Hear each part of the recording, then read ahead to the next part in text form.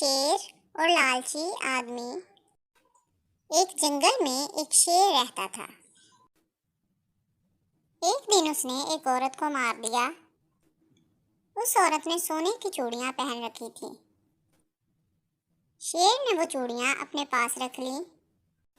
ایک دن ایک آدمی وہاں پر آ گیا۔ وہ ندی کے کنارے کھڑا ہو گیا۔ جیسے ہی وہ ندی پار کرنے لگا تو وہاں پر شیر آ گیا۔ آدمی شیر کو دیکھ کر بہت زیادہ خوف زدہ ہو گیا، لیکن شیر نے اسے بتایا کہ اسے ڈرنے کی ضرورت نہیں ہے، اب وہ بہت نیک اور متقی ہو گیا ہے اور اس نے روزہ رکھا ہوا ہے۔ شیر نے آدمی کو تحفے میں سونے کی چوڑیاں دینے کی پیشکش کی۔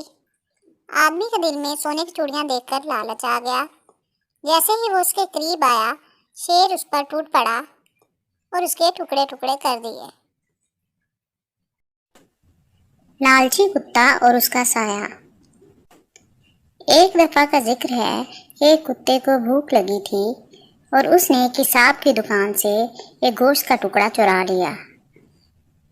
وہ اس گوشت کے ٹکڑے کو کسی محفوظ جگہ پر بیٹھ کر کھانا چاہتا تھا۔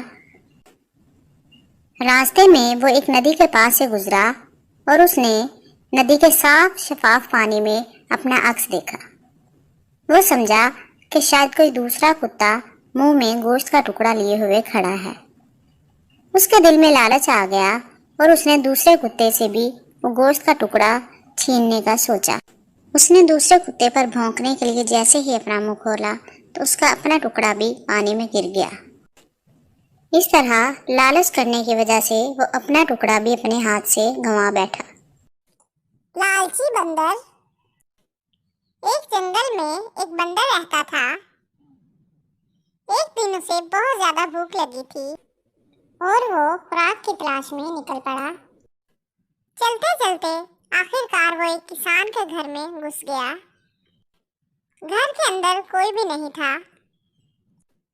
بندر کو گھر کے اندر ایک سراہی نما مرتبان نظر آیا۔ وہ اس کے قریب گیا اور اس نے اپنا ہاتھ اس کے اندر ڈال دیا۔ مرتبان کے اندر اناج کے کچھ دانے تھے۔ اس نے اناج سے اپنی مٹھی بھر لی اور اپنا ہاتھ باہر نکالنے لگا۔ اس کا ہاتھ باہر نہیں نکل رہا تھا اور مرتبان کے اندر پھنس گیا تھا۔ اس نے اپنی مٹھی اناج سے بھر رکھی تھی اور مرتبان کا منہ بہت تنگ تھا، جس کی وجہ سے اس کی مٹھی مرتبان سے باہر نہیں نکل رہی تھی۔ کچھ دیر بعد گھر کا مالک گھر کے اندر داخل ہو گیا۔ اس کے ساتھ اس کا کتا بھی تھا۔ کتا بندر پر ٹوٹ پڑا اور اس کے ٹکڑے ٹکڑے کر دیے۔ تو بس بندر اپنے لالچ کی وجہ سے اپنی جان سے ہاتھ دھو بیٹھا۔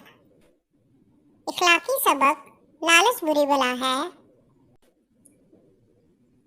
کبھی بھی لالچ نہیں کرنا چاہیے، بلکہ جتنا ہو اسی میں صبر کرنا چاہیے۔